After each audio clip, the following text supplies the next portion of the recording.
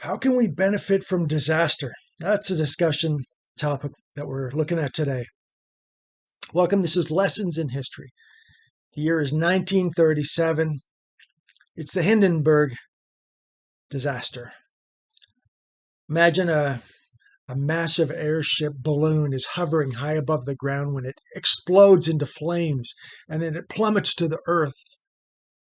Screams are heard. 35 souls are lost in the carnage. Many are able to flee the burning pyre and get to safety. However, this whole disaster is filmed. It gets across the airways. And the public is, not surprisingly, their faith in airships is shaken. It's shaken. And in fact, this is the death knell for the airship industry. The era is over. However, too often this is a metaphor for our own lives. You see, our lives are trial by fire. Our lives are trial by fire. And oftentimes we make mistakes, we fail, we crash and burn. Our self-esteem and our self-image is left tattered and wanting. Our faith is crushed, and it's a personal disaster. But it doesn't have to end like the Hindenburg. It doesn't have to. In fact, a perfect example of this is Charles Diebold. Charles Diebold, during the Great Chicago Fire, owned a safe factory. And after the fire, he went to his factory, and it was burned to the ground. Fortunately, 878 safes survived the fire in spite of the factory burning down, and the contents of the safes was safe. Now, this strange event was the sort of event that money couldn't even buy this kind of publicity. In fact, the word of this strange event flowed throughout the whole nation, and Diebold was buried in orders for his safes.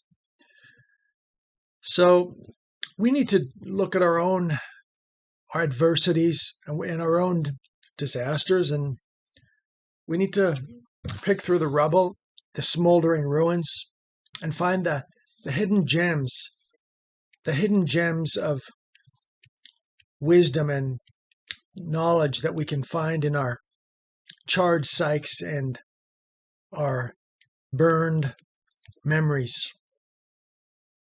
How do we do this? Well, first of all, we have to slow down. We have to slow down.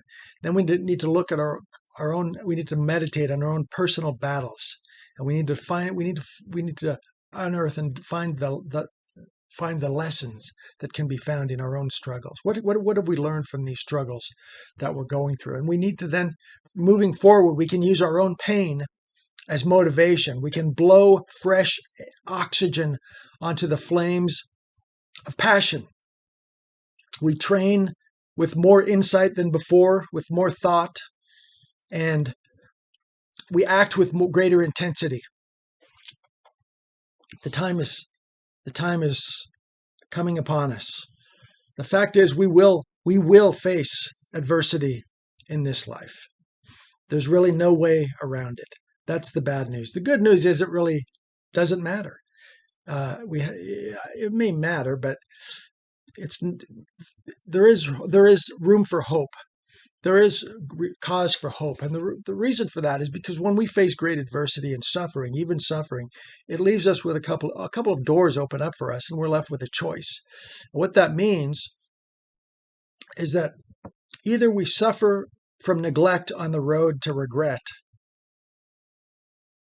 or we suffer through and from effort and action on the road to redemption. We get to pick which door we want.